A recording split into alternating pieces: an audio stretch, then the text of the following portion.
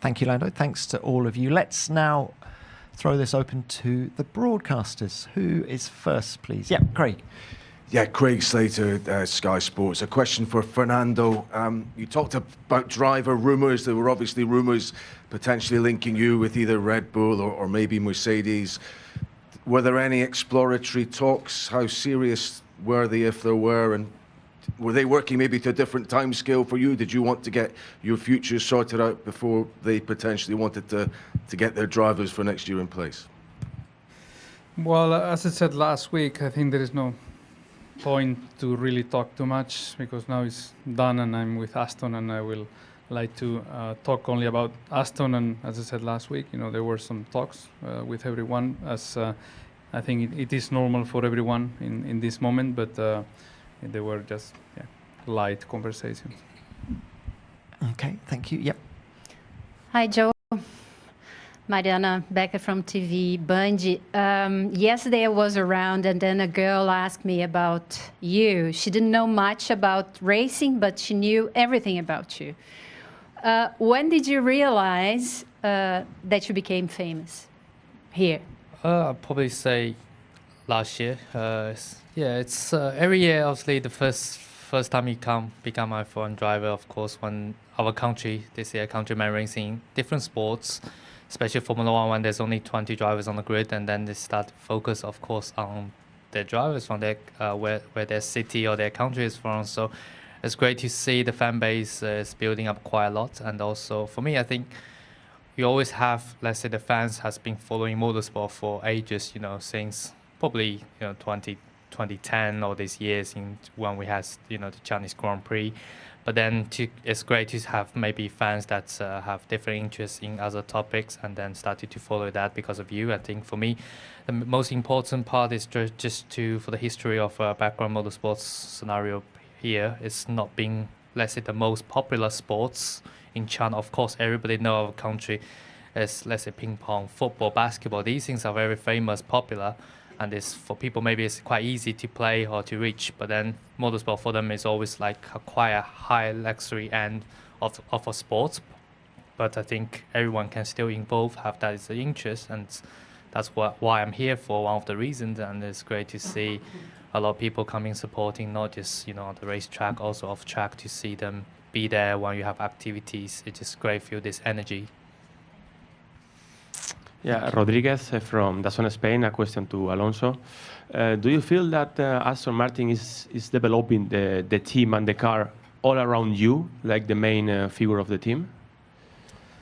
I don't think so. I think Lance and myself, we are trying to help the team as much as we can. I think we have two different driving styles. In some conditions, we have two different feelings with the car. I think Lance is a lot more sensitive to things than what I am, which is I think very important for the team. I think the analysis that Lance can reach and can feed back to the team is crucial to us and to improve the car.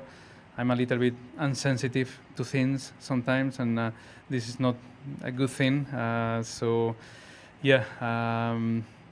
I think both we are trying to help Aston as much as we can, and I think the direction that we develop the car and we finalize normally the setups on a weekend is exactly the same. So we arrive to the same conclusion, maybe in a different way, and I think those two different styles is just a good thing for Aston.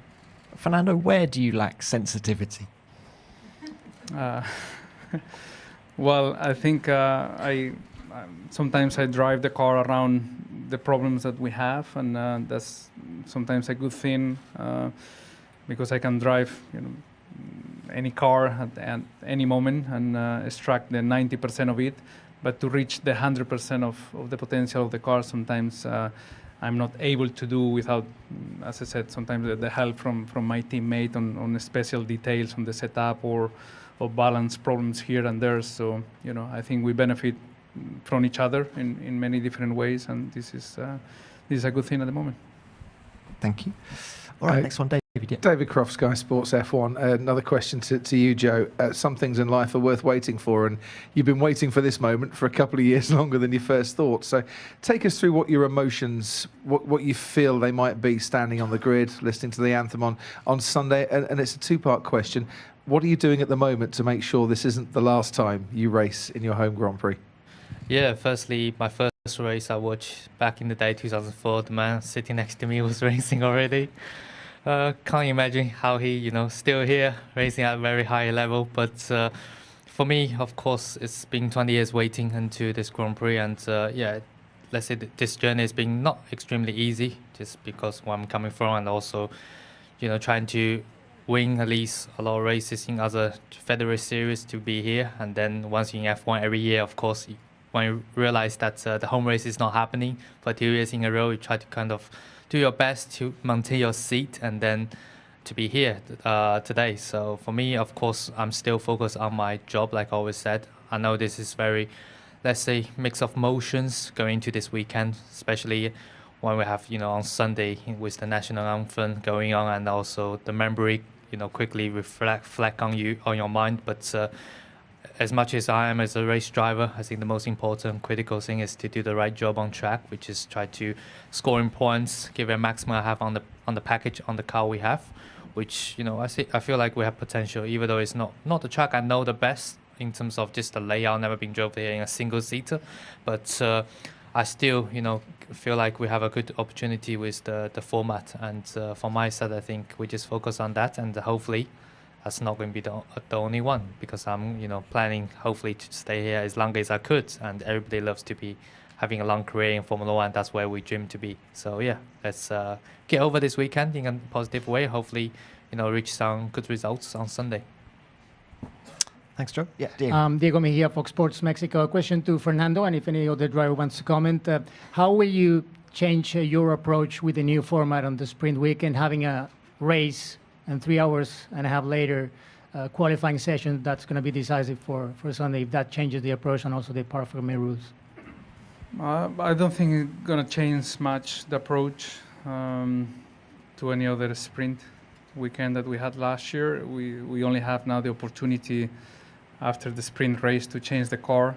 So everything that we maybe learn on the qualifying and that mini race, we may change things for the rest of the weekend. That will be the only freedom that we have now, and it will be used for sure. Esteban, can we just get your thoughts on the approach to the weekend?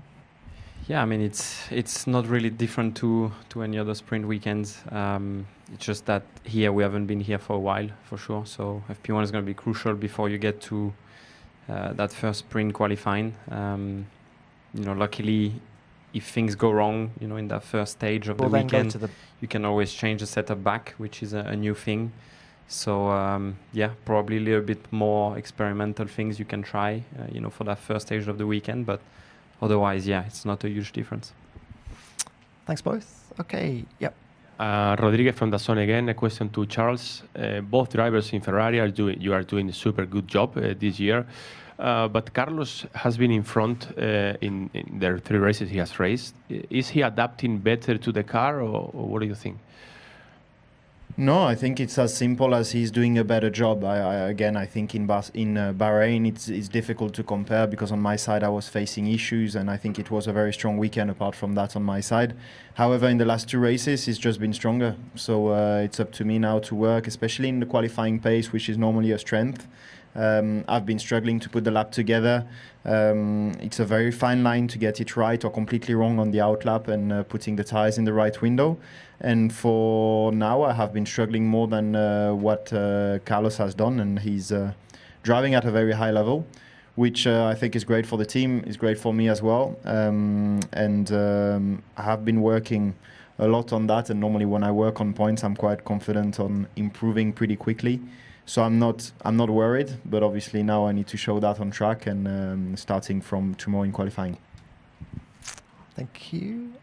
Any more questions from the broadcasters? Yeah, David. Just a final question to Fernando.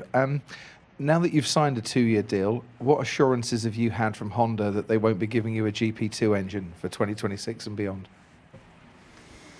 Well, they are winning the championship now, so they're demonstrating that they have the, I think, the discipline and the work that is needed to succeed in Formula One. Obviously, new regulations. No one knows what could happen in 2026, but we are, extremely happy to work with Honda and to be, as I said, works team for a power unit. I think makes a huge difference of what we currently have. So that's a plus, and that's one of the reasons that I stay into the new regulations and to have the opportunity to work with Honda again. And as I said, I feel that we will have an advantage.